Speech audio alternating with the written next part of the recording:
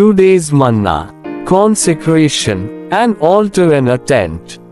Bible verses. Genesis 12:7. And Jehovah appeared to Abram and said, To your seed I will give this land. And there he built an altar to Jehovah who had appeared to him. Genesis 12:8. And he proceeded from there to the mountain on the east of Bethel and pitched his tent.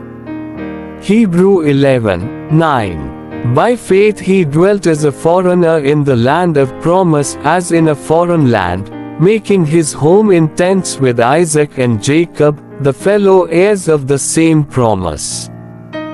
Words of ministry. At Babel, the people firstly built a city and then erected a tower.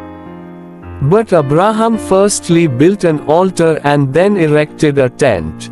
This means that Abraham was for God. The first thing he did was to take care of the worship of God, of his fellowship with God. Secondly, he took care of his living.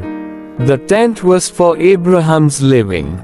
Abraham's dwelling in a tent indicated that he did not belong to the world but was a testimony to the people.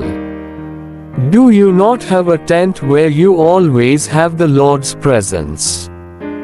The worldly people do not have such a tent. They only have a great city. The only thing that the worldly people can see is their great city. They say, Look at my corporation. Look at my education, my attainment. Look at how many things I have. But we can say to the worldly people, You have everything, but there is one thing that you don't have. God's presence. Whether we are high-class people or low-class people does not mean very much. All that matters is that wherever we are, we have a tent with God's presence.